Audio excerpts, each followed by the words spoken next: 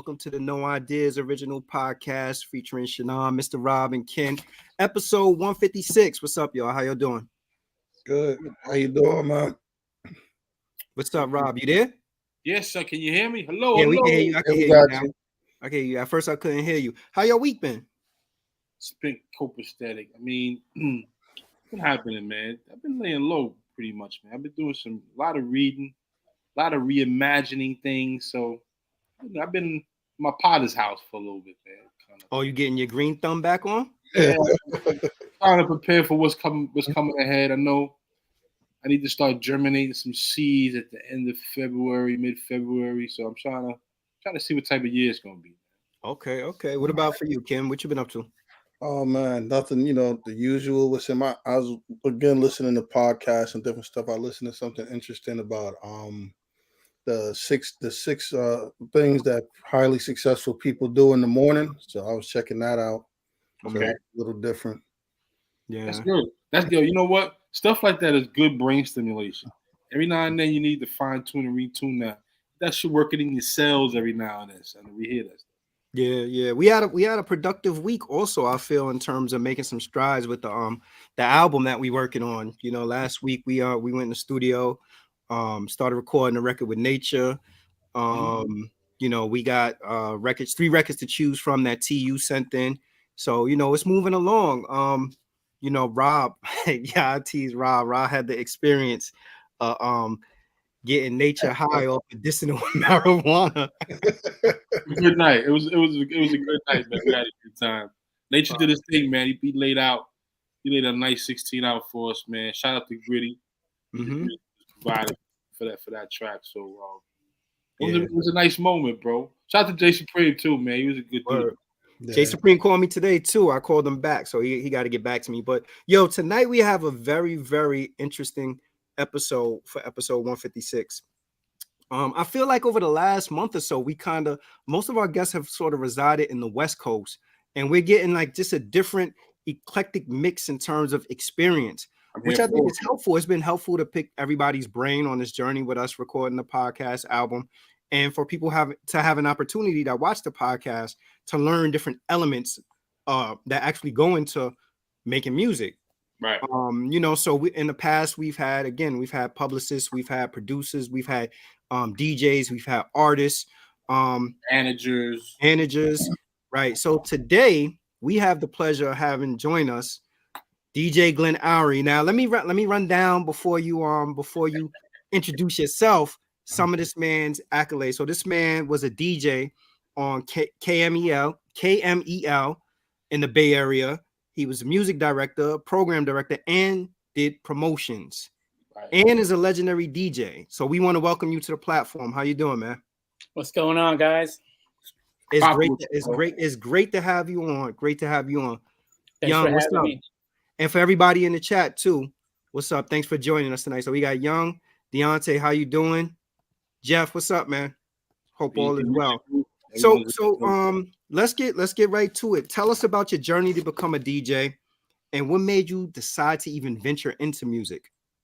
Wow. Well, we start early on at birth. I'm the youngest of 6 kids. So growing up, my elders, they were collecting vinyl. So I remember in the household, we had the home stereo system, and then all my brothers listened to different music. So they were buying, albums and 45s back then. So growing up, listening to everything from soul, R&B, pop, the disco, disco stuff to top 40, like the early 80s stuff, all the top 40 stuff as well. So early on, that gave me my palette of music, just being exposed to that.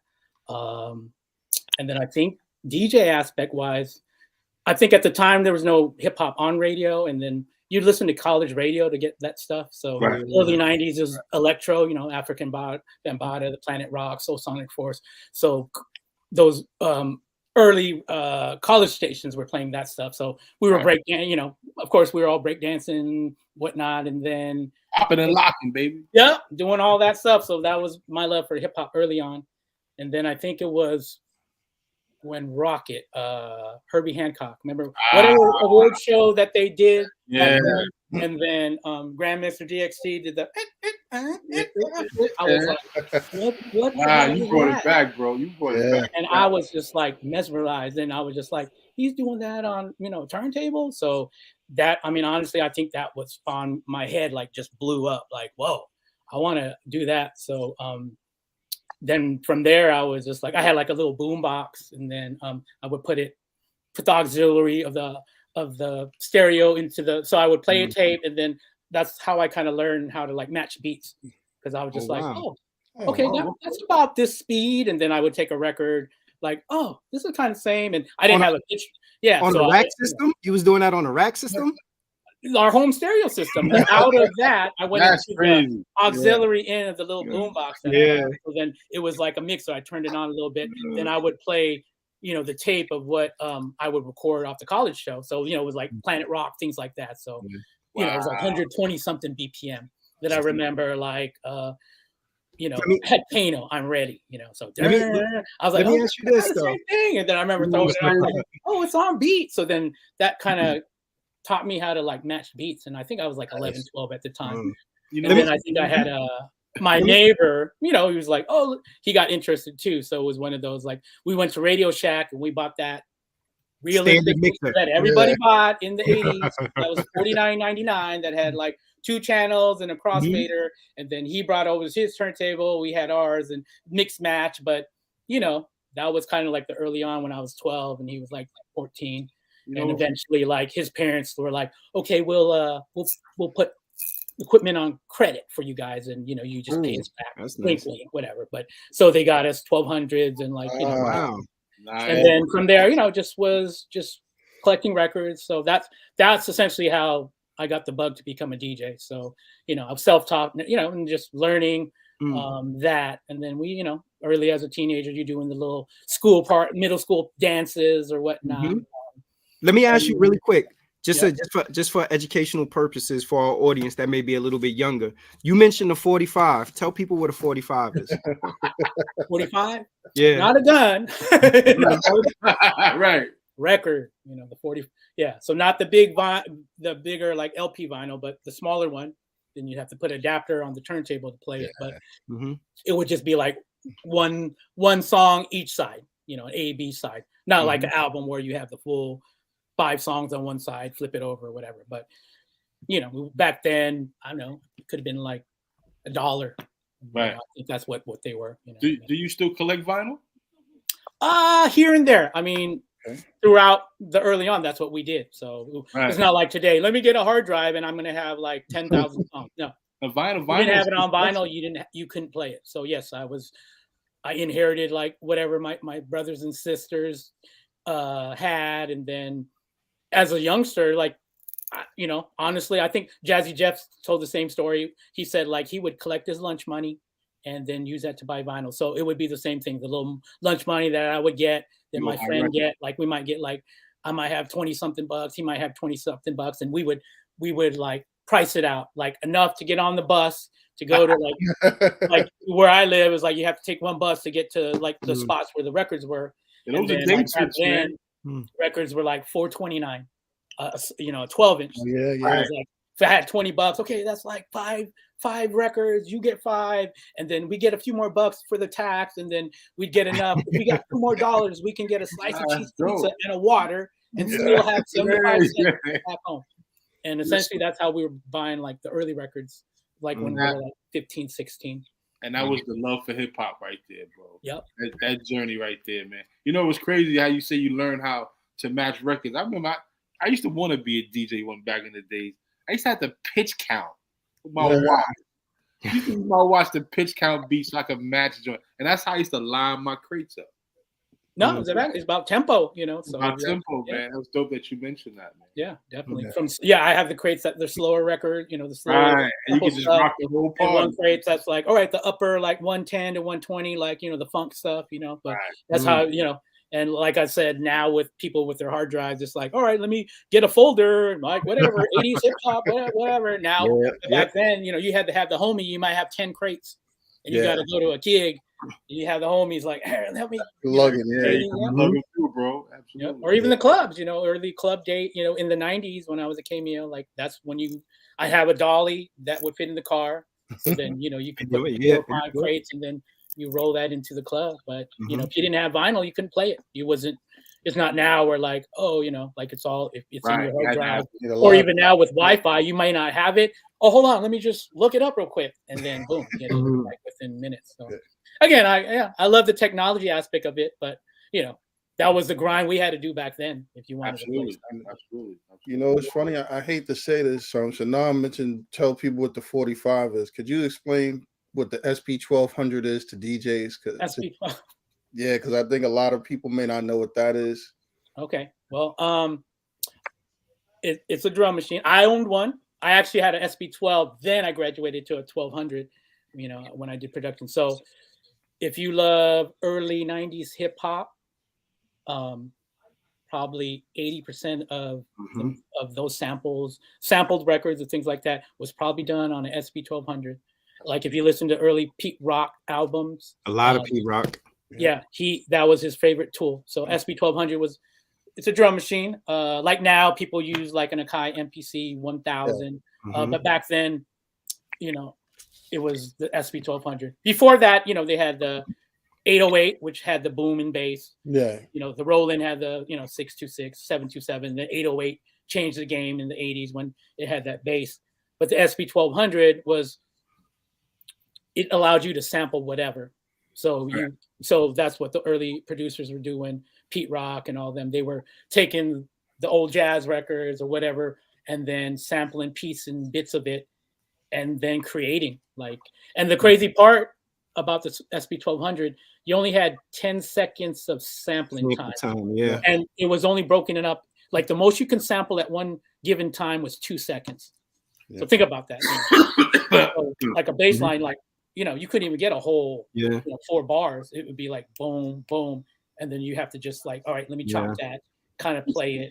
And then that's why a lot of those producers are much better than some of the producers today. You had to really be able to manipulate the machine. Because like anything, you adapt to what you're given. So back then, even I had to oh damn, how do I sample this one? So you would chop it up. Let me just get this first part, let me get a little middle section and then kind of manipulate it so then it almost makes its own bass line, things like that.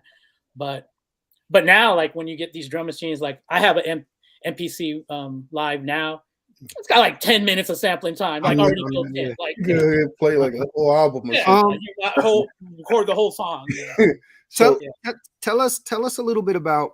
So we were talking before we came on, and all three of us grew up in the East Coast.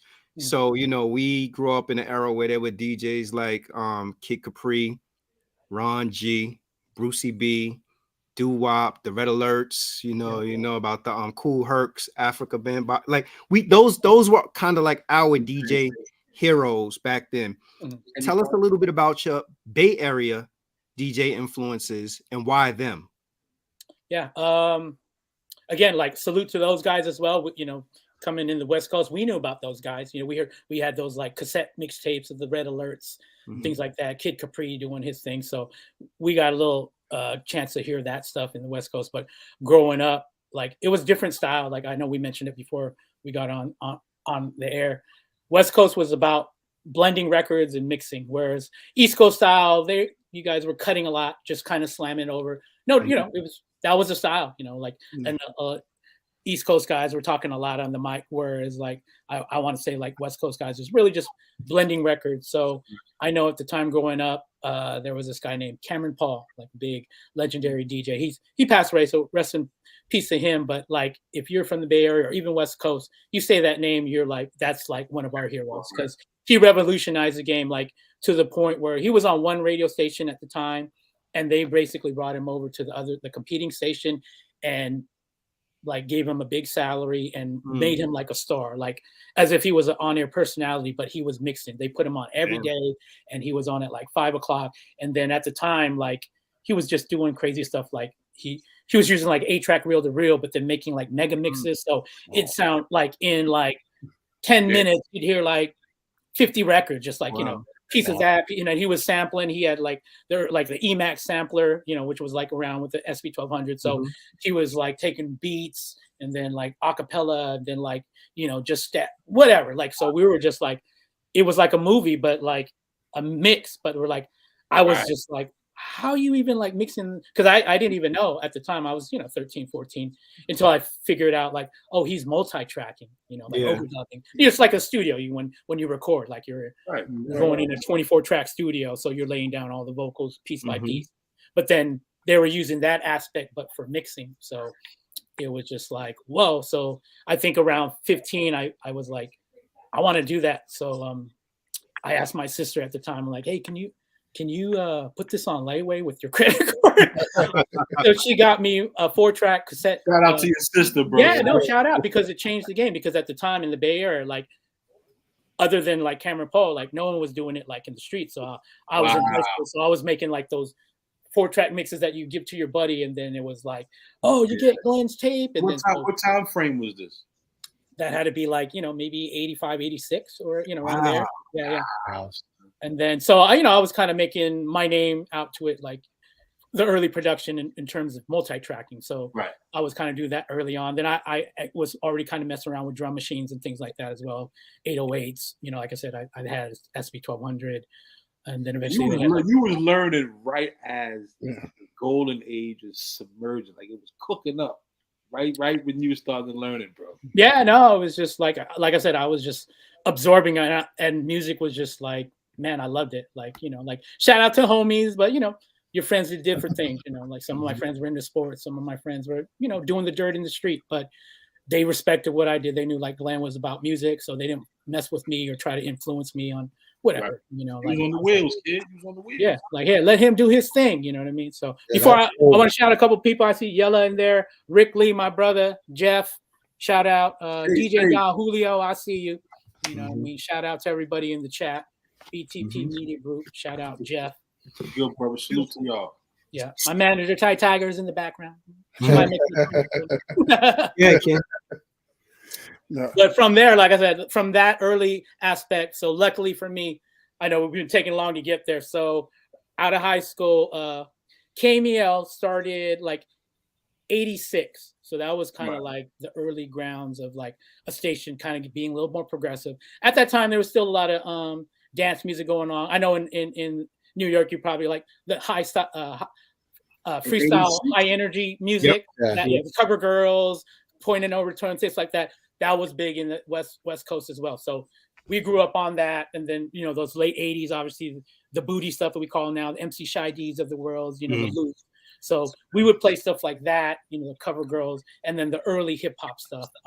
That was back then, the New York stuff. So I think that was what was great about the Bay.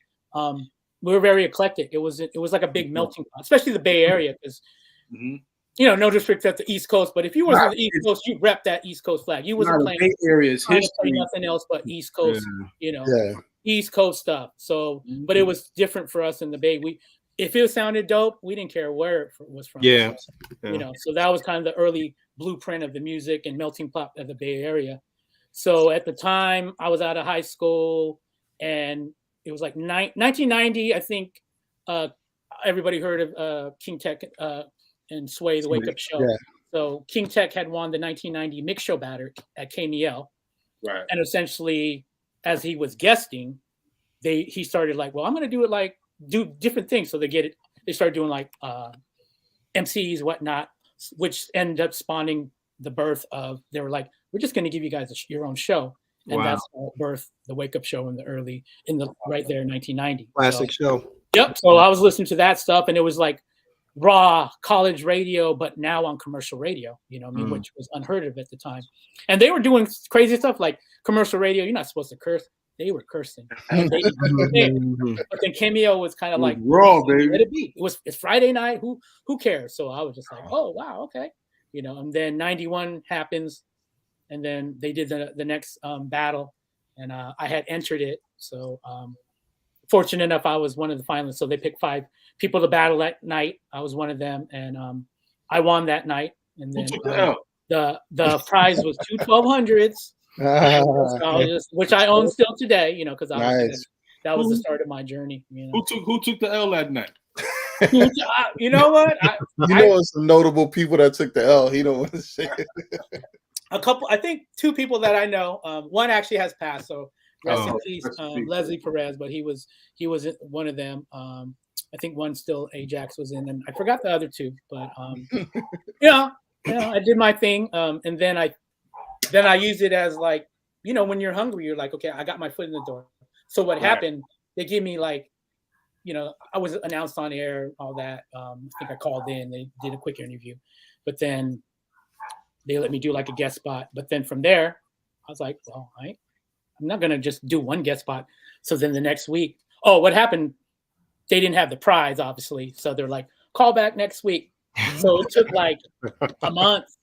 I would call the next week and they were like, oh, still not here. Give us a call. So then I would go up. So, yeah. So then I was like, well, you know what? I'm going to go up there and just drop off a tape. So then I would, and back then it was like, you had to drop it on a reel-to-reel. People who don't know what a reel-to-reel is, it's those spinning things that look like a big cassette tape.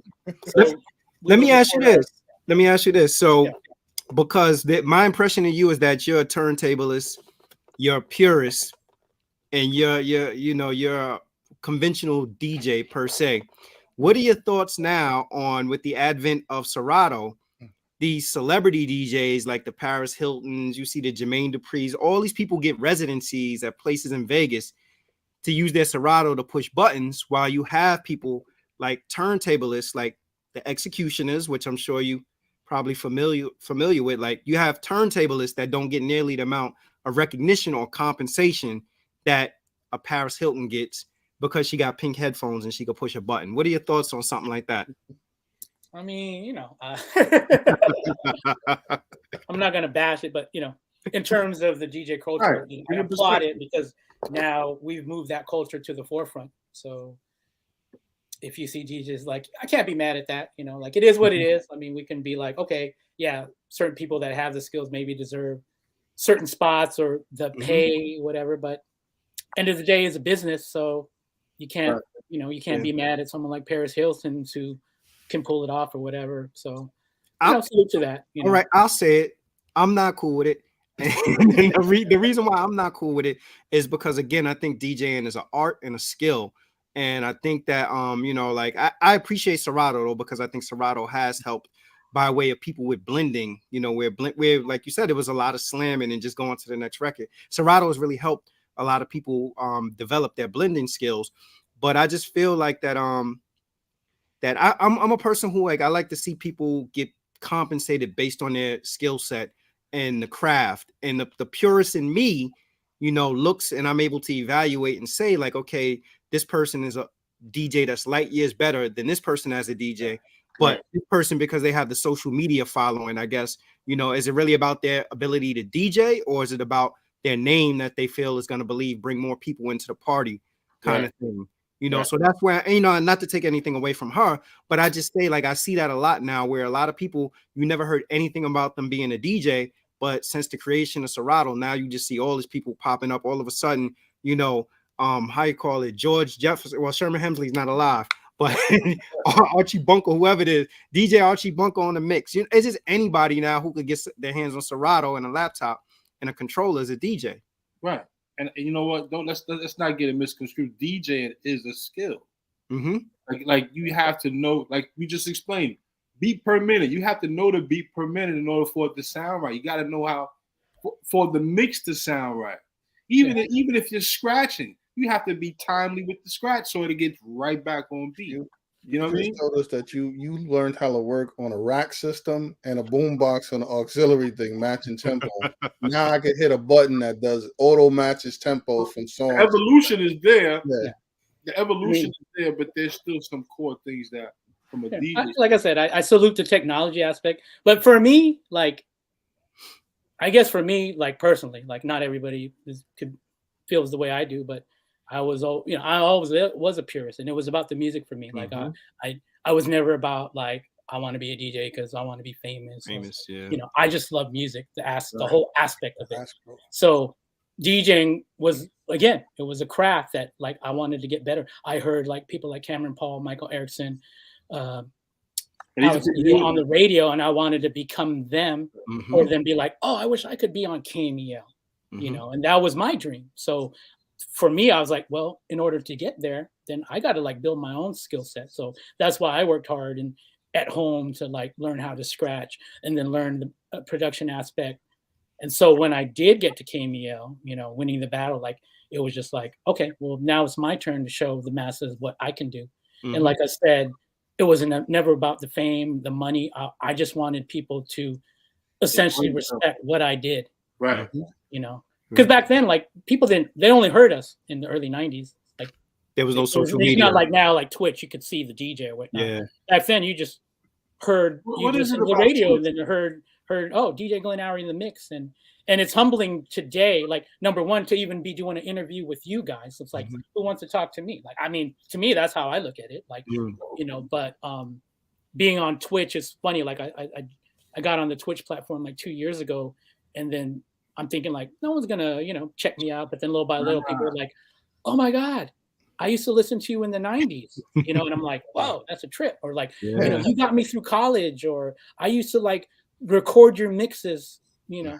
Bro, my manager today, Ty, said, I just met her 2 years ago, but she told me that she used to record my mixes on a boombox in the early 90s so she could work out to or do her thing. And I was like, oh, I wish you had those tapes today, you know what I mean? But, you know, it's crazy, you know, crazy. At KMEL, you kind of rose through the ranks though, because you were eventually program director and music director, right? What does that role entail to be a music director or a program director at a radio station? So essentially, it was like a 10-year span. I was at KMEL from 1991, and then I worked my way up the ranks. So first couple of years, just doing like weekend mix show, and then eventually they gave me like a everyday slot at like 5 p.m. I also did. There was a spin-off off the Wake Up Show called the 10 o'clock bomb. So me and Sway did that at 10 o'clock at night. It was kind of like a mini Wake Up Show where we have artists come in, and we were playing all the newest records at the time. So, and then eventually Sway got to do mornings, like about 95. And so he asked me, I want you to become my DJ. So we, you know, it was like 5:30 to 10 o'clock, Monday through Friday. I mixed at 5:30 to 6 o'clock to start the show. I went on again at 7 and then again at 9. And then every time Sway talked, he wanted me to like cut up beats in the background as like the background music. We did that for 2 years. And eventually he left to go to LA and then MTV around 97. And that's when I was like, well, you know, I was thinking like, well, what I want to do. So I had stepped to the program director at the time. I was like, hey, I could do more than just mix. And then he was like, oh, you want to become music director? So I was like, hell yes. So music director of a station, essentially, you're the one kind of picking the music that goes on the air. So why do music directors always get the bad rap? Now or then? Well, I mean, even now, because, you know. Well, now, I mean, you know, I think it's the product of the music. So everything kind of sounds the same or whatnot. Yeah. But, you know, that 90s, man, that was the golden era of hip hop. So, man, like, I was loving it because, you know, obviously I'm the gatekeeper now. I have the keys to the station. You know, San Francisco's market 4 in the country. So any given time you have 1 million+ listeners listen in the Bay Area to your station. And I'm responsible for the music that's on the air. So here's the question. Has there ever been a song or something that you felt like you should have put on that you might have missed on? Nah, I always not. I had my hit, you know, I mean, you don't, you know, sometimes you don't hear it right away. For the most part, I was pretty on, and I'm a DJ, so I was always progressive. So we kind of heard those songs that were early on. And fortunate for us, like, again, like we broke a lot of stuff in the KMEL. And at the time, because hip hop was still, it was in the early 90s. Like we had to fight corporate. Like I remember they didn't even want us to have our slogan was, you know, KMEL, jamming the most hip hop and R&B. Yeah. And I remember corporate saying like, that just sounds too street. Like you need to change it to like, you know, KMEL playing today's hits. Like that's like a, you know, hot AC slogan, not a, you know, street cred, you know, so. I remember I had to like fight about it, and you know they eventually let us do what we did, but it was to a point where, like I said, we talked about it before. In the East Coast, it was all about Hot 97. The East Coast, right? Hot 97. West Coast, it was about KMEL. So we were the bookends of the country in the music industry. So if you're a record label or any artist, you're trying to get your record on those. And a lot of times, if one of us play it, it spawns like the rest of the country. You walk. Jumping on. All right. So that's why. they would always like, hey, can you get this record on? And Yeah. So put us in the room when you have an artist that they probably weren't the artists that they are today that we all know, but they were in that room with you and their rep or whoever it was pitching the record saying, we want KMEL to play our record, and you're on the other end receiving that pitch. Can you tell us about some of those times? Like, who are some of the people that came to you and actually pitched the record? I mean, some memorable stuff, or just like I said, like it's just like my desk, just like me and you. You're just on the other side of my desk. So I remember sitting down. Columbia Records comes in. Glenn, Columbia Records here. I sit down. They come in. Columbia rep, and it's Destiny's Child sitting right across from me. Wow. They're playing the No record. Young Beyonce, Kelly Rowland. And what was your response to that? Did you hear it immediately? I heard it. I'm like, yo, this is, and at the time, it was a sample of the, the old school song. So I'm like, okay, damn, then obviously the Wyclef influence. So I'm like, okay, yeah. So I was all, we're going to definitely play that. And what were they like? What was their response? Was it shy? They were young. A lot of times I've been, we'll talk about it later. I worked on the record side as well. So a lot of times these record labels sign these acts, so they're young. So a lot of times they're just like dead as like, they're just like not even saying nothing. Like the rep has to be the one talking, other than them saying like hello, but so but yeah, like I remember they were shy as hell, like didn't really say much, but people like that. I remember sitting down with Jay-Z, like the early time, like them playing the stuff. So when, before, like obviously now, like they're big conglomerate, like Eminem. I remember Eminem, he was coming to the Bay Area for the first time. He went to Berkeley to do like an in-store. And then so our street team was, setting stuff up. Street team. Yeah. Wow. And then I remember the street team calling them like, oh man, Eminem got in a fight with a bum outside the store. He was yelling at a bum and like threw a piece of pizza at him or something like that. And we're like, oh man, like, and then, he comes to the station, we do the interview. So man, or like now, I remember. Now is there somebody who sat down with you and they pitched the record and you was like, I don't know if I don't see this one. This is not rotation ready. Yeah, I mean, but somebody, like obviously you can't play it all. Even you may like a record, but you got to remember, I have so many slots. Like, right. So if I have like 5 open slots to put 5 new records in, but I'm getting pitched by 20 potential records. Yeah, you have to kind of pick and choose. What's best. And you got to remember what's best for your marketplace. It's not even about me. It's about my listeners. Right. So I may not, there's times where I might not like the record, but like I would play it for like people in the station, like the females, because that's our target demo, like a female 18 to 24. So I'm like, hey, what do you think of this record? Oh, I love it. I'm like I didn't hear it, but I'm like, okay, well, maybe I missed something. And you put it in and then you use your research. Like, oh, is it getting phones? Is it selling? Things like that. Like back then we didn't have social media and all that stuff, the social media, but back then we relied on things like requests, just a vibe. If we're in the clubs, we would play these records, and if it would react, and then just word of mouth. Like, like I said, like I would ask females of the stations or, people, whatever. So just to verify things. Yeah. That was kind of our street research that we did back then. I wonder though, what I think that, probably you guys have over a Hot 97 is that it seems like these other markets are more inclined to embrace local artists. Yeah. At some point in time, New York moved away from local artists and lost the distinct sound of what New York, Connecticut, and New Jersey sound like, and then started playing primarily down south records, West Coast records, or wherever. They were just chasing whatever the trend was. Yeah. But when you look at these other markets, there's a lot of actual discovery of local artists, embracing local artists and putting local artists in a rotation and giving them a shot. Why do you think that is? I mean, like I said, I think we talked earlier about it before this, but the Bay Area I'll say, I just came back to the Bay Area. I've been in LA for the last 21 years, but the Bay is just different. Like it's so eclectic, like just from the people. And just what we listen to, we have our own style, things like that. Just our own inner culture that like people pick up onto. And back then, like we played everything. Like we played everything. Early KMEL, they were playing like we were saying freestyle music, and then we were playing like the early booty stuff, like the Two Live Crews, the MC Shy D, stuff like that, the On Peppers, those up tempo booty records. But then on top of that, we would play East Coast hip hop. So we were playing like those late 80s New York hip hop on KMEL.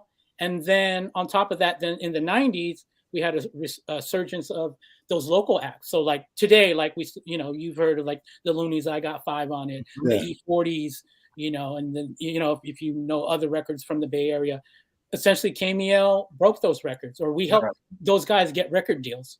Like either they were like just like press up vinyl that we played, and next thing you know, they ended up signing with a record deal because we were playing those records on the air, and then the label would call us and like, who's that? What's this record? Oh, it's Drew Down, Local Cat. Oh, is it doing? Oh yeah, it's like the hottest record on the airways right now. Boom, gets a record deal. Nice. I remember that's not happening in New York. No. And then on top of that, like there was time where I would get flack because we were playing abundance of, I was playing what's hot. So if it was from the South or the East or, the West, but some of the local artists were getting mad that we weren't like supporting them. But it wasn't even about that. It was just like, I'm just trying to, you got to remember it's a business. So I'm trying to play the cream of the crop. Keep the listeners happy. Yeah, if they were in New York, in the New York market, they would have really been upset if they were upset with you guys. Because from my perspective, the Bay Area embraced a lot of the local people. Put it this way, like it was like whatever, 97, 98, whatever it was. Annie Up, MOP, big straight up New York till I die type of record. We were playing that 6 o'clock in the morning on KMEL. I had that program. We would start the morning, Sway's like, good morning, Bay Area, Annie Up. And we're just, to go to show that we're a West Coast station playing New York records. Find out Sway is starting road rage early in the morning. But then right after that, we would play like, I have a local whatever E40 or whatever. But that was the beauty of the Bay Area. We were an eclectic melting pot. Right. So that's why people accepted everything we played. It wasn't just then when the South stuff started popping, the Juveniles back that thing up, we were forced on that stuff too. So so it was just whatever was hot. Because when we were in the club, so if we knew it was in the club, then it's got to be on the airways too. So that's why it was so great for us, at KMEL and then like I said, to be part of even the labels calling me at times and were like, can we sit down with you, Glenn, and we want to play you some records, and we want to see what you think, what should be our first single. So I remember they came down, MCA, and they were playing Common's album, and playing different tracks. We think we're gonna go with this. Then I was just like, nah, go with The Light. Good choice. Yeah. I like you, Glenn. You did a lot of things right there, bro. That was good stuff, man. Yeah. So things like that, like like the behind the scenes stuff, but for me, those are like little memories that like I cherish, to be a part of certain things or blowing up certain records, or even like I said, helping those Bay Area cats get their record deals, knowing that like, oh wow, if we didn't play those records on KMEL, that could have changed their career. I don't think. Go ahead, King. Go ahead. So how did that, from going from the position you had at radio station, how did you transition that over to Capitol? Because it seems like you were breaking records there, and you started breaking records at Capitol. How did that come about? The last few years, and obviously I got to music director, and then eventually they added the program director. So program director is the highest job at a radio station. Basically, he oversees everything from the on-air aspect to the music. Even though there's a music director, program director could still supersede it. Just think of the president and a vice president. So music director is almost like the vice president. Program director is the president. So but I would oversee everything from sales. So I would have weekly sales meetings with the staff to see, what we're selling at the station, promotions. Oh, what's going to be our promotion, this week? Or so there might be like, can we get a grand prize to give away? So then I would have to call the label like, hey, can you sponsor whatever Super Bowl weekend? We want to give away like a big screen TV. Hey, can you sponsor it? So things like that. And then on top of that, just making sure everything just runs cohesively, the synergy between all the different aspects of the station. So you oversee that. So I was doing that my last 2 years there. At the time, we were iHeart, or we were Clear Channel, but which essentially became iHeart. Yeah. And the politics aspects of it, it started getting to a point where like it wasn't really no fun no more. And I felt that I kind of outgrew my time there. I was there in 1991, so it was 2001 at the time. And at the time, Capitol Records were like, "Hey, you interested in coming here to LA and doing promotions for us?" And I was just like, "I've never done promo before. Like, why so?" But they're like, "Well, you were on the other side of it all these years, so how how it goes." So which was true. So then I was just okay. Yeah. So then I took that leap of faith. I moved in 2001. Nice. To Capitol Records. So I was working in the building right there in Hollywood, 8th floor. So I did that famous building that we always see. Famous building.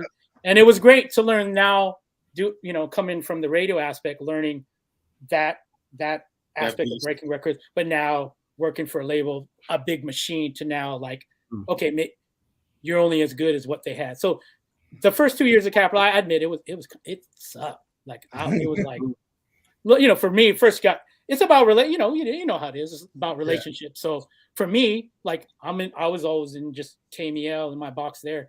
But when I got to Capitol, right off the rip, they're like, "You're going to be national director of rhythm promo." So then I had to learn the program director of all the stations across the country. We're talking about 100-something people on top of music directors. So it's like some people I kind of know West Coast, but then some of these people you're calling or emailing for the first time. "Hi, I'm Glenn," whatever. So what's the toughest part of juggling all that? What was that? What's the toughest part of juggling all that? I mean, that first year, I think the first year was like a juggling act. It's like going to a new high school, just learning the faces. So they gave me the learning curve, like knowing like, all right, not going to just be overnight. But I think it helped for me that I was coming from radio. So then they respected me right off the rip. They're like, "Oh, you did radio?" And they're like, "Oh, KMEL." Then they were more intrigued about what I did. So then it helped me kind of build my relationship with these guys quicker. And then a lot of these radio guys that I met, like 2001, they're still close friends today. So, which I love, because now it's not even about, like we call and talk about family versus, whatever. Like the last minute, I'd be like, "Hey, let me ask you, what do you think of this record?" Whatever. Yeah. And that's what's great about it. But like I said, those first 2 years of Capitol was kind of horrible because we had some shitty records. I had to admit, I was like going to like these meetings and they're like, "Man, we ain't playing this." So, I love you, Glenn, but we're not playing this. So. But then we got like on a little hot streak. I think, I remember Chingy right there. We had signed that. That was a nice burst. Yeah, that was the number one record we took. Then he had like 3 number one back-to-back singles. Yeah.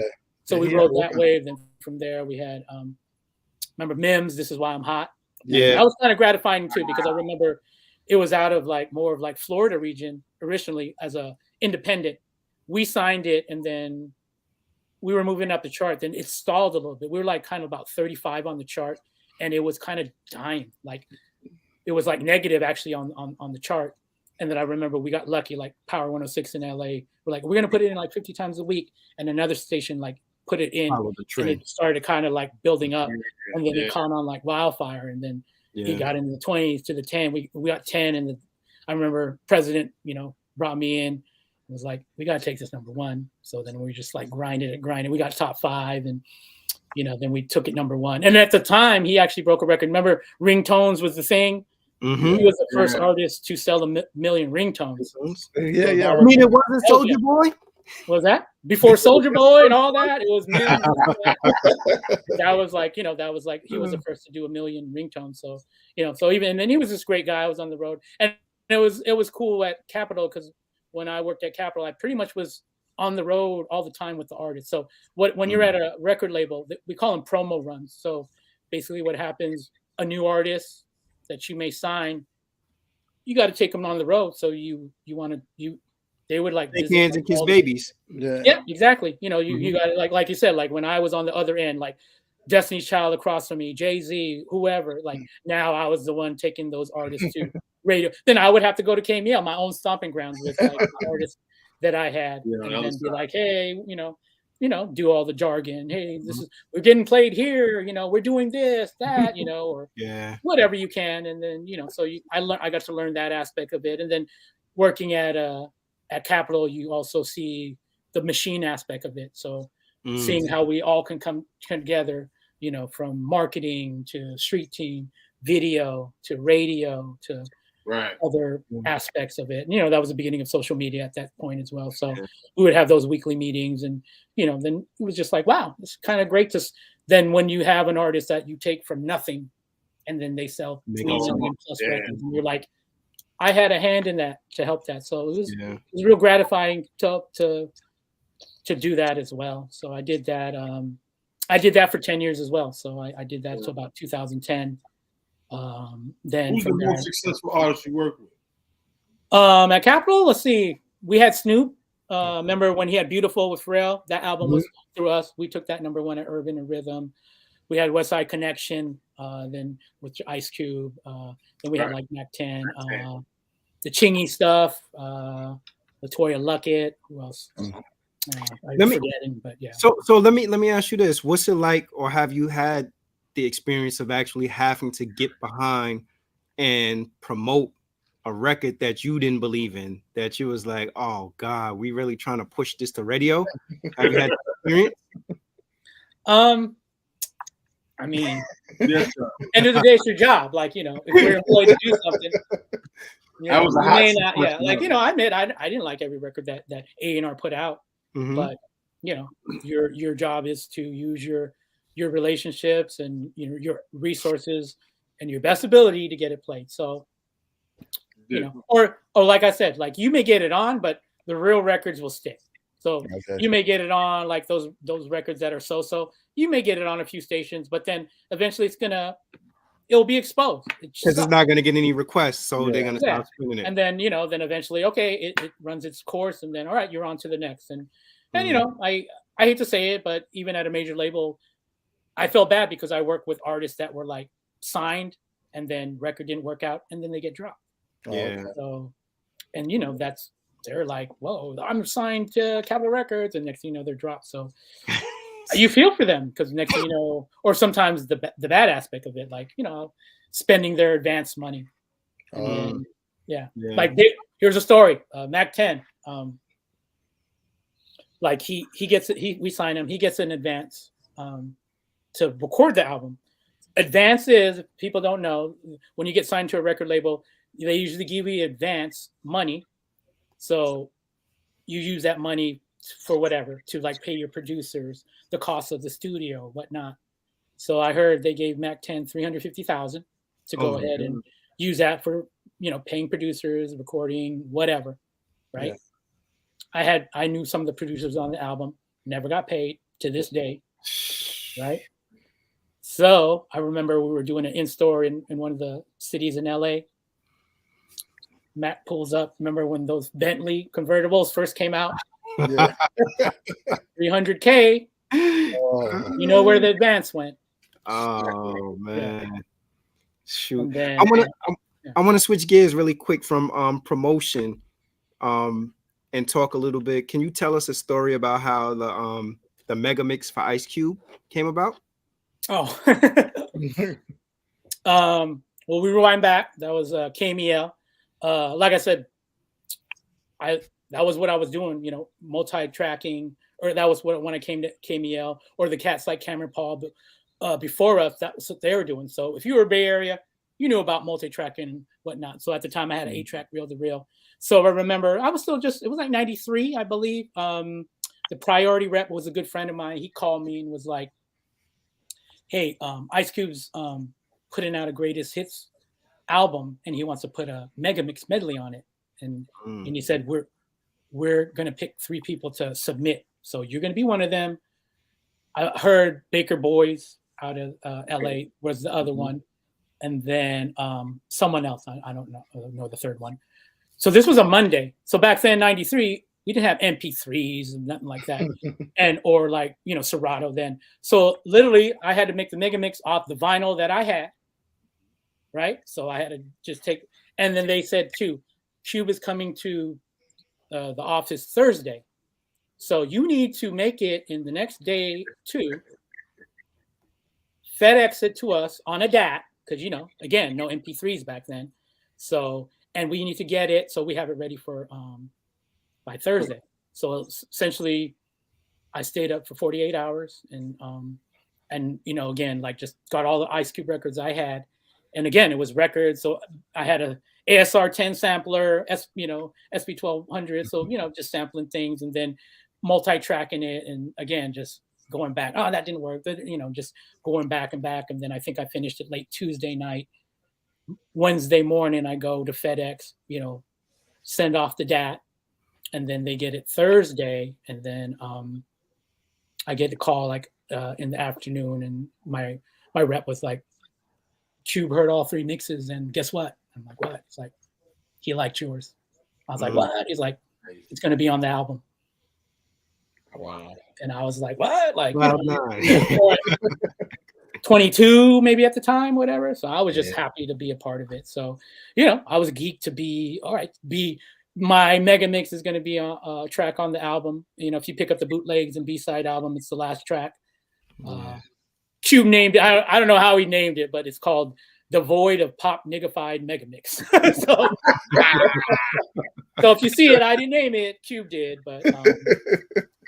but yeah, and it was cool because you remember at the time Source did write-ups on like albums, and I think it got it's obviously a remix and bootlegs album, but it got like 4 mics, I believe. But then I remember the last part of the review was like, but one of the best part of the album is, and they named the mega mix thing, like it's how it was dope and the scratching and whatnot. So gave me props to it. So nice. I need to find that Source magazine. I got yeah. And it went on to it went and sold over 500 copies. So I got a little gold album. I should have brought it. Nice. Did you get like any publishing off of that? No, that's the thing, because at the time 22, so I think they were saying, okay, we're gonna pay you out. Yeah, like I got a lump sum, and which a 22-year-old, I'll take it. So now did you pay in the mail? Did you break your sister off? What was that? Did you take care of your sister? Yeah. That was years later, but I told her the story. Like, if it wasn't for you getting me that 4-track, things could have changed. Could have went like a different way or whatever. Yeah, and then also I hear that you broke a Lauryn Hill track, like a bonus track for Lauryn Hill. Tell us about that. Oh, so the Can't Take My Eyes Off You record. Yeah. Yeah. So obviously everybody knows that now, and I mean it gets played on like multiple conspiracy theory album, right? Yeah. So again, that was like 94, 95. So I'm at the movie theaters watching that movie, and then movie suck or whatever. So then I think I was on a date. So movie ends, everybody's going out. So I'm just sitting with the girl, just trying to chop it up. And the credits are rolling, but I mean literally like the whole thing, it was like the lights come on, they're sweeping the popcorn up, trying to wait on us to get out. And as I'm getting up, I hear the beginning of that song, and I was like, "What the fuck? Sounds like Lauryn Hill." And then, you were just too good to. I was like, "Oh, what the fuck?" And at the time, my head was spinning like, "This needs to be on KMEL." But I'm thinking like, "Well, how am I going to get it? It's in the movie." And at the time, like, there was no soundtracks yet, like you can buy. So I was thinking like, you know what I'm going to do? Remember, it was Blockbuster. So I'm like, in a couple months, that movie is going to come on Blockbuster. And, back then it was still VHS. It wasn't even DVDs yet. So I just waited patiently.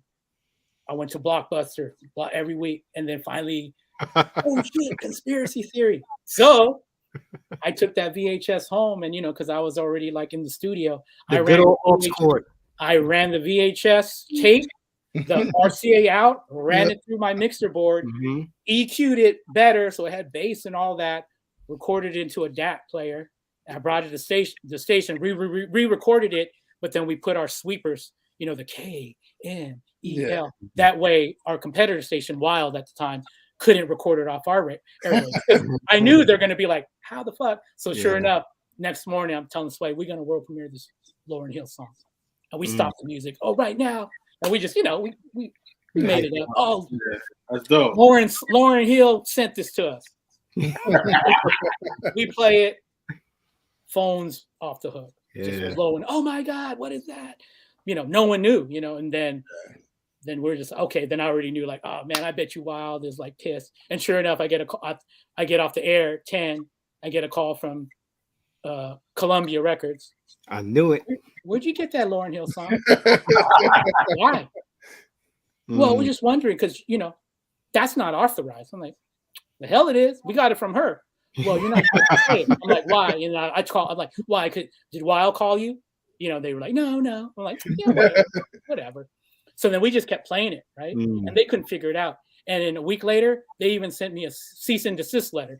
Oh, wow. So if you don't know in the chat, cease and desist letter, like if they send you that, you're technically they're saying we'll sue you. Again, that's right. I remember I taped it on my office door and I put a big X through it, like F you, because it was like #1 phones, and it was like 3 weeks. We just kept jamming it, and then to a point where like even like the trade magazines were like, KMEL is playing this song that no one seems to have, Lauryn Hill, and we just kept running for it. And they were the trade magazines were calling me like, where'd you get it? And I was just like, Lauryn Hill.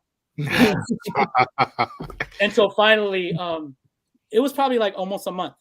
Then I think they figured it out. So then they made a copy, and Columbia then sent it obviously to Wild. And then I remember Wild's like, brand new Lauryn Hill, it's like after you play for a month, 50 times a day, what I mean? And then it was just funny. But then they had to sent it to the rest of the country as well. So then other stations started picking up on it. And the crazy part is that she had dropped her album. It was on her album, right? That time of her dropping the album, bonus track at the end. Yeah, it blew up. So what they had to do after the first 500,000 copies were sent out, they had to go back and strip it in as a bonus track. So if you buy that album today, it's a bonus track on that album. So, I mean, I don't know if I was it was on Conspiracy Theory. I just happened to be smart enough to be like, that needs to be on radio. As some would say, you finagled the bagel, my man. Yeah. Well, what was great, so let me finish that story. So months later, she goes on tour. She hits the Bay Area, the Miss Education of Lauryn Hill. And then Columbia, invites me backstage, like, we want you to meet Lauryn.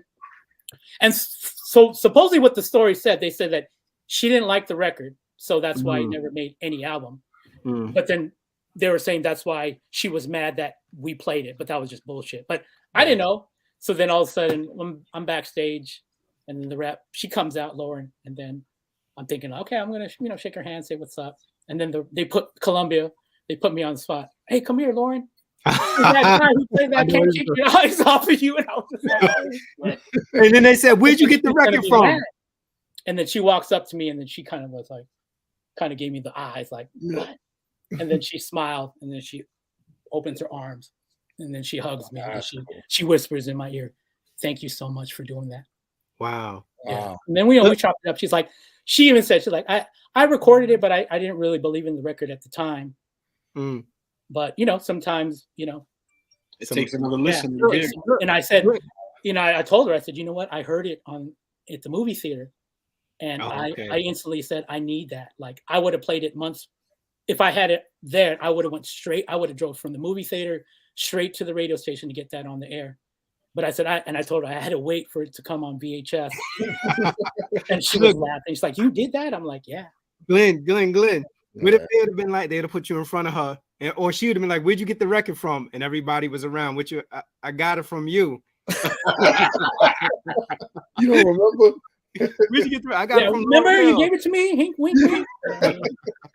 Oh man! From your perspective, how has promotions evolved? Has promotions changed from, let's say, like we always talk about the golden era of hip hop to now? It's changed. I mean, end of the day, it still comes to me. It's the product. So if you have a good record, it's gonna, like I said, cream rises to the top. So I believe that if you have a dope record, it's gonna be heard. So, or records that may not be as great, like that's where you need the promotion aspect. I think now there's more metrics. So now, like labels or even radio, like before when I was a music director, I can only go off like my own like like phones for me, and then I would ask labels to send me sound scan every week. So I would look at like my marketplace, maybe surrounding marketplaces, and then maybe across the country, and then just vibe and like they said, heart, your gut, like if you think it's a hit. Whereas now it's good and bad. I think it's a double-edged sword. Now there's metrics where like oh, it's got so many views on TikTok, it's got so many all these social media platforms. Now those are metrics now that labels look at, as well as radio. And then on top of that, sales, things like that. And then you remember back, there was no iTunes sales back then. Yeah. It was about album sales. So now you got things like, it's selling this much and this and that, and then just the whole. So it's good in a way, I guess, because there's more metrics to look at. But then at the same time, I think in some aspect, it kind of messes things up too, because I think at the label aspects, some of these A&Rs are lazy nowadays and are signing acts just because of their following views and this or that, and whereas like people that may be deserving because of the music may not get the chance. So I get it. End of the day, it is a business. Like for radio, it's in plain and simple terms. If you work in radio, it's about ratings and revenue. And back then, labels were primarily looking at what, BDS? Yep, and media base and BDF. So like and they would sign acts just like what we were doing. Like they signed all those Bay Area acts because we were playing these records like 50, 60 times a week in rotations. And then next thing you know, they would see other stations surround, like Bay Area, like surrounding us would be like Sacramento, Fresno's of the world. And it would be spread like wildfire. If KMEL starts something, it would spread to those regions, might make it to LA. So then labels would pick up on that and be like, okay, we need to sign these acts. So this is a really good question right here, I think, from Young. When people pay for promotion, what exactly are they paying for? So like for me now, I do indie promotion. So I still work with the major label. So basically they hire me as a hired gun to speak on the record's behalf. So I work with like Def Jam, Republic Records, Warner Brothers. So when they have their artists now, new record, I'll go and email it to the radio stations and then promote on the label's behalf. So essentially you're paying me to promote your record. So I'm the one talking to the radio stations and like speaking. Like if it was an independent artist that hired me to promote, you got to remember sometimes an independent artist don't have the relationship, or you can easily send your song email. You could find an email and email like a program director, but if the program director don't know who you are, you think he's going to open that email? Probably not. But if it's from Glenn Aure, like the homie, oh, what's Glenn saying? And then I'm saying, hey, what's up? Hey, do me a favor, check out this record and let's chop later. And then I call him later. Hey, you hear that record? Oh yeah, it's pretty cool. Okay. Then I'll do my spill. And then I can be like, hey, you think you could give it a shot? Or hey, maybe you can get your mixers to play it first and test it out there. So okay. Yeah. So little things like that. But like if that person didn't have me, that record be on deaf ears. Making that connection and opening doors that people couldn't open on their own. So essentially that's what you're paying for promotion wise. Just the voice, the person to really like be your cheerleader or the professional knowing how to talk to a radio person. Because again, like if you don't know it, you could be the artist, but you don't know you don't have a relationship with a program director or someone at the station. So, that we're skilled position. So that's what you're essentially paying for.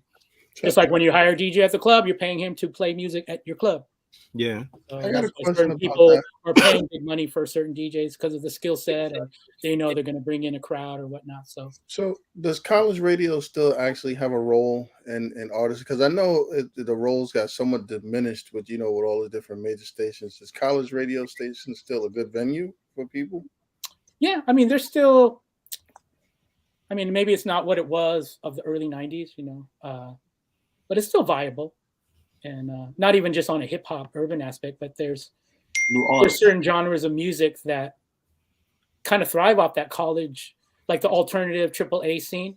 Like there's big college stations in those formats. So good. For those genres, yeah, that's still a viable format to like go after. Maybe not for like hip hop R&B in today's terms, but yeah, like there's like a station in LA that that people want to get on. That's basically an alternative college station, but it's one of those that like you can get on there, then it can steamroll into other stations, So yeah, but like I say to any artist, again, everybody wants, like back then, FM radio was king, So to be on the radio, that's what you wanted to do. I think now there's so many platforms for new artists, which is great. You don't have to rely just on FM radio. Like I almost tell new artists now, don't worry about FM radio because it's changed over the years. Now you hear the same 5 songs. It's every funny. 20 minutes. Yeah, it's funny you say that because that's one of the things that I was gonna ask you. Like you hear a lot about radio kind of being dead. Is music radio as we know it dead, or is it just on the decline? Because now primarily when you turn on the radio, it's more so about the talk aspect, and like you said, it's probably 5 songs you may hear. Over a 4-hour show span, you're gonna hear those songs in different orders. It's regurgitated, because it's all about, like, I don't know, the people who are in charge of programming right now. They was like, oh, this is how we should run a station. We should only have 5 records that play like every 30 minutes, and then the next set of 5 records that play maybe every hour. So it's like to a T. So now it's just like plugging it in, and they only rotate so many songs, throughout the day. So now it's just cookie cutter. That's why like almost every station sounds basically the same. Whereas in the 90s, like, we were really trying to break records, and we played certain records a lot because they were the big records at the time, but we relied on like Mix Show to play those new records that weren't in rotation. So that was kind of like, all right, Mix Show was like, we want Mix Show to break those new records, while I blow these records up in regular rotation. My mixer guys are like, okay, when these records die out, we have the next like 10 records that move right in seamlessly. Yeah. And that's how I ran it, where now it's just like even Mix Show is playing the same 5 records or 10 records that rotation is playing that you just heard 20 minutes ago. And then all of a sudden they go into the Mix Show and it's same records. Didn't we just hear that 20 minutes ago? And again, I get frustrated because I still do Mix Show on a couple radio markets. So, and every week I get a list. This is what we're playing. So I get, I make the mix, but I get bored of it because just like, that's why I try to like freak it differently, like a record over different things like that. Put some production in between, just to make it fun, so it's not boring. So what happens if the promotion doesn't yield any results? So here's the double-edged sword. When you're at a label, that's part of the game. You have money, budgets to put into those efforts, and again, it's no guarantee. Even when these artists are signed, A&R thinking, oh, this is going to be the next big hit. Sometimes they're flops, so then the record doesn't catch on at radio, or even now the metric is not even radio. It's like, are the sales going to go? Like if we drop this, on whatever, like all the DSP platforms. If it doesn't sell like within the first week or 2, then they pull the plug.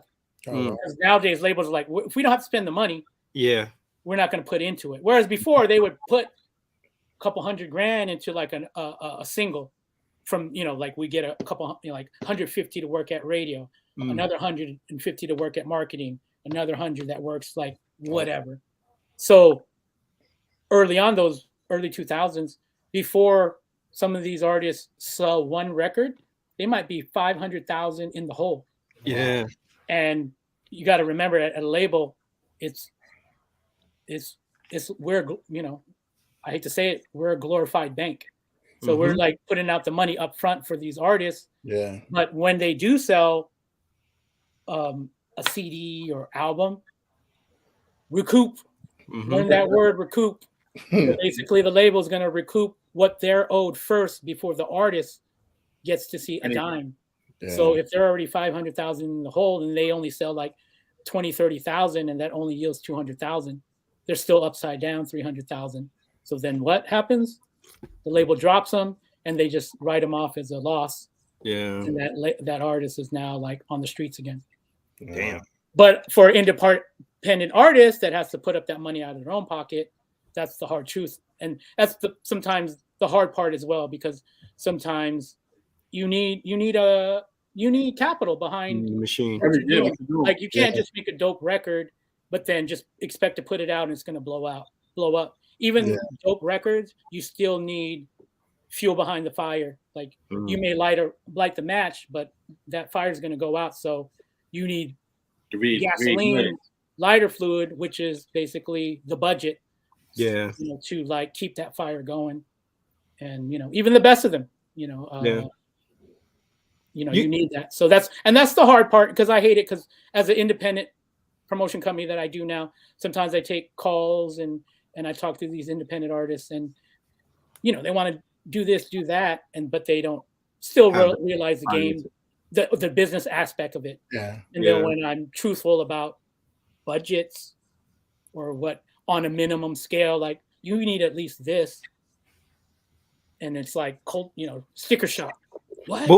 Well, what when you tell them, okay, this is the money you need to put behind it to invest in your song or record, where does those funds, where do they actually go to when we start talking about, like, because marketing before, what it used to look like to me doesn't seem to be the same. Before, there was a way to see the marketing dollars. I remember, like, during the golden era, you would see vans wrap with people, stickers, street teams, in-store posters, in-store appearance, all these different things. Now it just seems like promotion is, I'm gonna post you on the internet kind of thing, and we gonna see views. So I'm just wondering, like, where do the finances go in terms of the when you tell a person you need $20,000 behind this record? Yeah, well, like I said, it's different. I mean, whether they're chasing FM, but like I said, a lot of times now, like I tell artists, like, go after some of these other platforms first.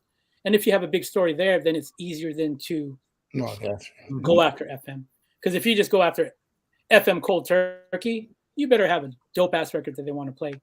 Because number one, like FM radio is not what it was in the 90s. Like they're probably either dictated by corporate that. So a lot of times now I talk to programmers in the iHeart chain. They're a program director. That is their title. But they don't even pick the music that goes on the station. Oh, wow. What a shame, right? That's your job, like on paper. But you still can't. The money, the music that they're playing is coming down from corporate, and that's the shame that it's become that way. And that's one of the reasons why I left KMEL when I did, because I already started seeing. Oh, so it was going in that direction. And I was like, I don't want to be a part of this. So that was one of the reasons why I ended up leaving in 2001.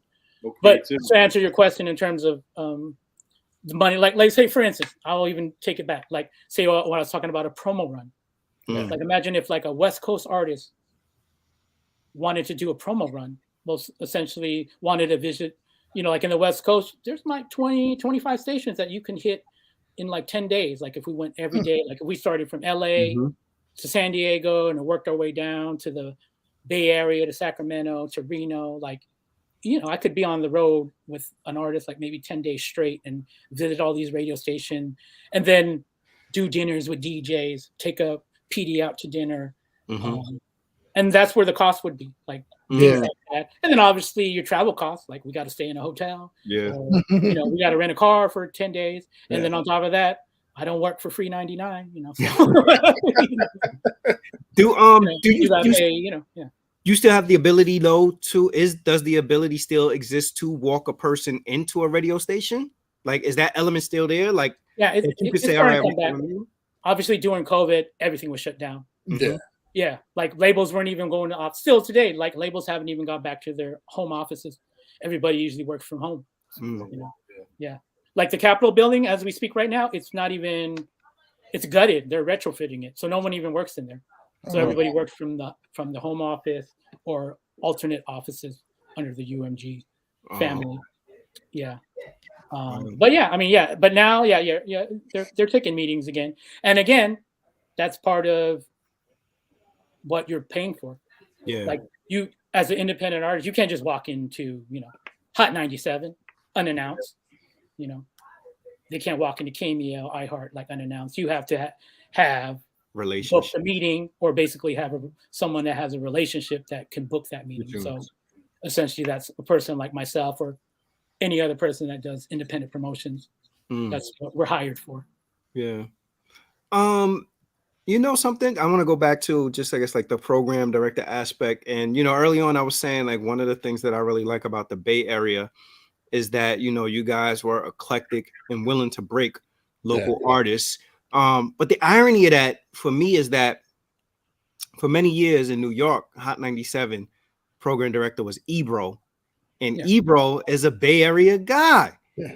And Ebro, I would have thought that the whole Bay Area experience would have translated well in New York City, where he would have been eclectic and had the air to say like, you know, we can incorporate some of the new talent in New York also, you know, rather than just jumping out with anything. It's just like every skill and everything that was going on in Bay Area radio and how you guys did things. I don't know if he applied it to New York per se. Like I think he missed the mark with it.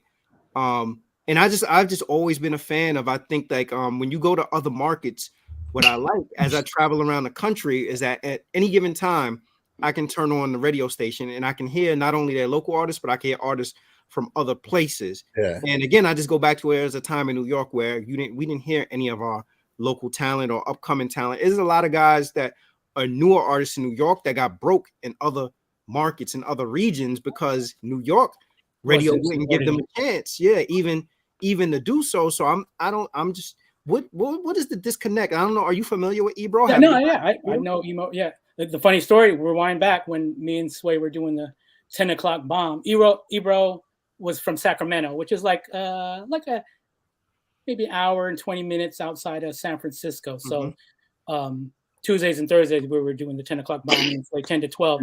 Ebro would come and, you know, mess with us. And then I remember at the time he was like, yo, I'm like reading sports in the mornings on KSFM, which was a local station in Sacramento. So then, you know, that's what we knew him as. And then eventually he was a program director. There was a station called The Bomb there was a mom and pop station that was in Sacramento. Then he basically made it like KMEL, emulated what we did. And eventually he moved to New York and, you know, was doing like mornings out there. And eventually, you know, then before he blew up mornings, like he was like music director at the time. You know, again, like we lost touch over the years. I mean, if we saw each other today, we're cool. But again, I don't know. Again, could be the politics of things, you know, when he was there. So, you know, I can't say per se, but, you know, class act. And I salute him because, like I said, I remember when he was hungry. I remember he was mess with us and he would be like, I'm just going to stay up and drive straight from here and go to SAC. And I'm just going to go to the station and not even go to sleep. But that's how hungry he was. It was like how hungry we were. So to see him like, oh, wow, pull off that to come from West Coast to become Hot 97 program director. Like, man. Now he's and I remember at the time there was was that? Now he's doing the morning show. He stepped down from the director position. He does the morning show, and he Apple Music too, right? Apple Music as well. Yeah, he's villainized in the tri-state. Like a lot of people pin him as the death of the development of up and coming New York artists. They're hanging on him. Yeah, you know, you're always gonna have flack. Like I said, like when you know, it wasn't always roses for me when I was at KMEL, because then I had haters. You know, I had like rewind back, there was a time that like I said, we played everything. So, but I think locally, some of those local rappers that didn't get a shot on KMEL that felt they did were like, you know, fuck KMEL, they're not supporting Bay Area stuff. But my thing is just like, I'm going off what people want to hear, whatnot. So one time, like now, like KMEL or pretty much any station in America, you know, doors are locked. You can't get you know, in that building unless you get buzzed in by security. Yeah. It was once early 90s or a good part of the 90s, you could just walk into our building, get in the elevator, go to the 4th floor, and then just like go straight to the receptionist. Obviously the offices, but it was that accessible. So one day I'm in my office and I just hear all this commotion outside, just yelling. Reception, Glenn, come out here. I come out here. There's like 30 local artists, just people. It was like, hell no, we won't go. It was like they might as well have like signs, like, but they were all like, fuck KMEL, you're not supporting. And it was just like, almost thought like it was gonna like be a riot. But then my GM had to come out, and even at the time, E40 was a part of that, because even he felt that we weren't even playing. And at the time, again, like, there was hits and miss with 40 stuff. So we didn't play it. And I guess at the time, they felt we were playing more of that, like, at the time, Cash Money stuff, all that stuff, and this and that, and the New York records that we were playing on the air. So they felt slighted. And I remember, like, I had to like pull 40 aside, a couple others, and like, okay, we can't have a civil conversation with like all you guys here. So come back tomorrow. Like, you pick a couple representatives, we can have a discussion. And then I remember the next day, it was supposed to be 11 o'clock, 10:30 comes. And then like receptionist, oh, someone's out here. And I guess it was supposed to be one of the representatives. But the day before, he was on some like, F KMEL, this and that, whatever. And then he goes, he tries to, hey, can I talk to you? He's like, hey man, about yesterday. And I wasn't really part of that. He thought of it. It's like, I just got caught up. And he was basically trying to like, me, like, but this is my record. I'm like, well, man, you was here yesterday trying to like say we're gonna tear the roof down. But it just showed his colors. And then later on we had the meeting, and I sat them down, and I gave him my perspective. I said, you got to understand, I love to play everything, but if I have, I have 30 slots to play, filled with music, and then I might have like 5 slots to play like new music. And if it's 20 of you guys trying to have me play, and I only got 5 slots, I'm still at loss, right?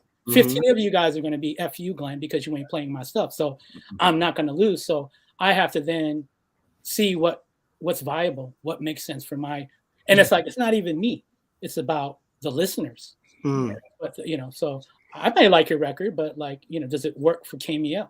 And that's the hard decision I have to make, so, and they got that. And then I remember at the time there was a local act that, they were D-boys and they was hard in the streets, and they were saying on some like, yo, if KMEL street team band comes to club, we're gonna fuck it up. We're gonna like make it hard for you guys to be in the streets, right? And we're like, damn. So then, but I remember, I would do weekly music meetings and I would open up to anybody. So then I remember they actually made a record. They pressed up some vinyl. They played it, and I was like, this is good. Like I was like, give me a box of records. I gave the records to the guys, and we started playing it. And it started like getting phones, and to a point where I put it in rotation. I started playing it about 30, 40 times a week. Wow. Right? And they were so happy. So then, you know what happened? They came and saw me on the, month later, and like, hey man, whatever you need in the street, we got you. You became the capo. You got any beef with any of these other artists, you let us know. You know something though, like to me, that's sort of like expediting the process, because had they would have took the approach that you were saying, like if they would have went to the DJs and gave the DJs the records, because I mean, I don't know if at that time, like the actual DJs, the mixed DJs, did you have discretion over what they played, or did they have the ability to say, like, I got a local artist that I want to play their record in the mix, or it had to be ran past you also?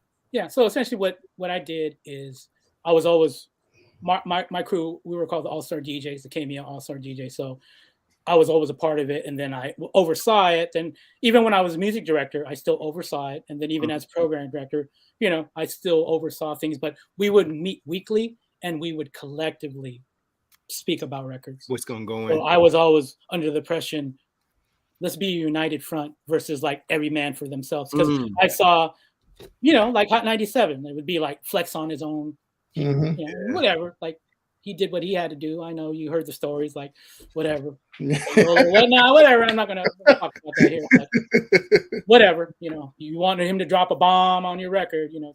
X amount of. That could be an expensive bomb. Yeah, that's an expensive. Remember at Capitol Records cutting those checks. So whatever. Let's talk about that another time. But KMEL, like we really talked about records, and like I said, it was great because I knew as a whole, because we mix so much every day. If everybody got on the same page and played the same record, we could probably play a mix show record 30 to 40 times, just mix show, without me even programming it. And 30, 40 times in rotation back in the 90s, that's like gold. That's huge. Yeah. That could make or break a record, you know. So yeah, it's interesting that you would even say that you're like the part you just said about cutting the checks and the bombs on it, because a lot of people don't acknowledge that part actually exists. Yeah. But just to go back and talk a little bit, I guess, like about from the standpoint of the DJs and the breaking the records. So did you ever have a DJ that had the same level of ambition that you had with the Lauryn Hill record, that said, oh man, I heard this somewhere, I'm gonna go out and creatively figure out a way to get this record and get it in, that maybe they didn't pitch it to you in your meeting and you just happened to be sitting in your office like, what the hell is this record? We didn't speak about putting this in the rotation. You ever had that experience? I mean, I think collectively, like when we would talk, like there would be those moments where like some of the guys would be like, oh, I'm feeling this record, and then we were like, oh shit, you know, yeah, that's a dope record. Then, you know, then collectively, oh yeah, let's jump on that some. I mean, maybe none of the guys did what I did in terms of like how I did Lauryn Hill, or, you know what I mean? But in terms of like, yeah, like my guys were tuned into the streets, and that's why I relied on them. And like I said, being a DJ myself, that's why I felt the DJ was very important, because to me, they were the pulse of the streets. They were like, they knew where the hockey puck was going next because they were in the club. So, you know, at the time, whether it would be the dance hall stuff, those independent dance hall records that were hot in the clubs, but maybe didn't translate in terms of like sales or whatever. But you go to the club and those records come on and like it would blow up. I needed to know that, or like I would physically see it because I was still DJing in the club. So then I'd be like, well, let's sprinkle some of this on the airwaves too, or mix show, let's blow this stuff up, you know. So, you know, it was just a good balance of, you know, just getting the right records on that came. And that's what I think I loved about that era, you know. Obviously, after I left, you know, corporate got a hold of things and, you know, but, you know, I think that's what was great about. And you know, to rewind about KMEL, it's not even just me that came from KMEL. There's a few of us that left KMEL, became promoters on the label side at Major. Prince Ice was a DJ that later on went to go Relatively, worked there. Alex Mejia, who was before me, who was one of my mentors, he went on to go to Virgin Records, so we worked with like Janet Jackson. He was the one who brought like the Loonies. I got 5 and I on it. Some of those Bay areas signed to deals over there. Keith Naphtali, who was like my first PD when I was there in '91. He is head of A&R at RCA Records. So everybody from Chris Brown to Pink to everybody under the RCA umbrella over the last so many years. He was responsible for that. So KMEL was a breeding ground for a lot of talent. And then even on air-wise, like Theo, who went to LA and became a big, huge voice out there. And just even people of the late 80s, just like I said, it's just, I don't know, something in the water with KMEL. Like people wanted to get to KMEL as the pinnacle part of their career, but a lot of people use KMEL as then the stomping ground to then get to the next level, which you know I did. Like, you know, like I think back, like if I stayed, would I have continued to be, you know, stay program director, or how long would have lasted before I would have been like, I'm out, you know. But you know, I'm one of the few that was fortunate enough to see both sides of the music industry, learn the radio aspect of it, and then going to a major label and learning the promotion aspect of the business. So now I apply that now to my independent company I do now. Rob or Ken, any other questions? No, I'm cool. Oh, I'm good, man. Man. This was extremely informative. Like to hear the promotions part and the actual music director and program director part, because you know, it to me is interesting to know the inner workings of how a record actually finds itself on the radio. You know, like people think that these records find their way on the radio by chance, but the fact that you sat here and broke it down. And now I think it's very apparent to even people who are not in the music industry that corporations have swooped in and really, really have a strong influence around where radio is. And that's why I had asked you earlier, I'm like, you know, in terms of music on radio, where are we? Because I feel like talk radio has seemed to surpass the importance of actual music on the radio, and I think also with like the advent of internet radio, FM radio is not nearly what it used to be. Like it's not as much stock seemed like to be put in FM radio as it once was.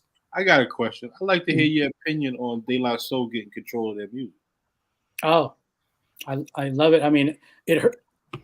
It was like hurtful all these years that you couldn't even get their music on DSPs. Mm-hmm. So to know, like, in March that like finally it gets to stream, like, man, that's dope. Entire catalog, bro. Yeah. So yeah, salute to those brothers. And even one of my treasured trophies, or like I said, like when you're in the music industry, I was fortunate enough to get record plaques, for sales or whatnot. So one of my most treasured plaque, I wish maybe another time I'll show it to you. So like that album, 3 Feet High and Rising, it took 10 years, but it went platinum, right? But I remember, was 88 when it happened, when they released that, or whatever, 89. 10 years later, I remember it was like a big deal for them to go platinum. So they made a plaque, right? But it was the best plaque ever, because basically it was like a square box. It had the picture of it, and in the middle it was the record, platinum record. They put a motor inside, so when you plug it in, it spins. It goes, wow. Oh wow! It spins, So, and I remember they came to KMEL, and I was like, I had all three of them sign it separately on it. So yeah, like if you check out my Instagram, I think it's on there. But yeah, it's one of those. So even for me to be like, oh wow, finally, they're they get to finally get their stuff. So hopefully the young generation that don't really know of them, can actually get do the history. I like I said, just go back. Like, I get it. Music is a little different than it was today. Just like when we were growing up as youngsters, like our parents were like, "What are you listening to?" So it's like the same. Like my son doesn't even listen to radio; he listens to Spotify. Never turn on FM radio. But even like the artists that he likes, I'm like, well, who do you listen to? Little TJ or whatever, so like he didn't even know who Sway was when I said, oh, who Sway is? Like, he doesn't know. Or even like, I remember I have a plaque of Dr. Dre, the Chronic, not the Chronic, the 2001 triple platinum. I was like, here, hold this. I'm gonna take a picture holding it. That's like you're holding history in your hand, and he's like, me, like. You're like holding history in your hand, like like there's only whatever. It just goes to show, but it just goes to show you educate. And I think now, like I said, I was like, I'm humbled that I'm even doing an interview with you guys, because I'm thinking like, who wants to hear my stories or talk to me? But if for me, I just want to continue to push the DJ culture, or let people know how we had to do it in the 90s, and let them know our struggles, and at the same time know what we did to lay the foundation, so it's easier for the DJs of today to do what they do now. Okay. So we got your Instagram on the right now on the screen, but if people want to get in contact with you, or people want to work with you, how would they go about contacting you? Sorry. And Young said, did Sway have the answers in the early 90s? Remember Kanye told him, you don't got the answers. You don't got the answer, Sway. You don't got the Remember afterwards, like, I mean, yeah. Much love to Sway, man. Like man, like I said, like it's crazy to see his journey, because I remember when we did the morning show, I would pick him up almost every day at his grandma's house in Oakland. I lived nearby. And like, just to pick him up. And like I said, we're doing the morning show, just doing something we love. It wasn't even about. And then I remember when he said, like, I'm going to MTV. And I was just like, what? Like, going to MTV? And then I remember him going on to MTV and breaking down that barrier. Like, MTV was all, like nothing urban based. But then here he is, like, doing all these big interviews. And, interviewed Barack Obama. You know what I mean? So it's like, was nonstop. There's a kid from Oakland that I was picking up every day doing that, and then now he's doing this thing at Sway in the morning. Like I had a chance 2 years ago to mix again with him. He did. I was able to guess spot, and it was like full circle, because to be on Sway, Sirius, and then even before I went on, like, I recorded it, I sent it in. He's in New York, but he just gave me a nice big speech prior to, and I almost cheered, because it was like, full circle, like knowing that and he even said we were doing it, this, Glenn, me and him, we would, do it every day in the morning, and I literally had tears in my eyes, just like wow, because to rock with him once again. So yeah, like I said, I'm just humbled about this whole journey of mine. I'm fortunate to still be in the music industry as we speak. Like I said, now I'm going on like 30 plus years in the business. Look at that. Yeah, I'm fortunate to still be here. And so yeah, you can like my you can hit me there. Instagram.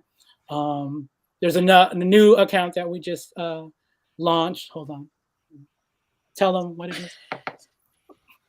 Manager shy, but whatever. My brother double barrel job. So so it's Ty THI _ Aure AURE _ ENT Entertainment. So that's the new one. So people can hit me on that page, or DJ Glenn Aure. Just DM me there. And then you want to reach me. I still do DJ work and stuff like that. I still try to dabble in the studio, doing like remix work, things like that. So I try to still keep busy. And like I said, I have a weekly show that airs in a few radio markets, and then looking to expand on that as we speak. So you're on Twitch too, right? Yes, I'm on Twitch. My handles is also the same at DJ Glenn Aure on Twitch. So yeah, so I'm usually on once a week. Right now, I just moved back to the Bay from LA. I've been in the LA since 2001. I just moved back to the Bay like a couple months ago. So still just getting acclimated with things. But once I get the studio up and running, then I'll be on my own channel. But right now I'm just doing a little guest spot work, whatever. Okay. Usually follow me on Instagram, and you can get the information there. But again, I just want to thank you guys for having me. And thank you. Thank you. Anytime. Thank you for the discussion. Thank everybody for tuning in this evening. Ladies and gentlemen, DJ Glenn Aure. Have a good evening, everybody. Shout out Ty Tiger. She's too shy. She don't want to say hi. Come on, say hi before we go. Here.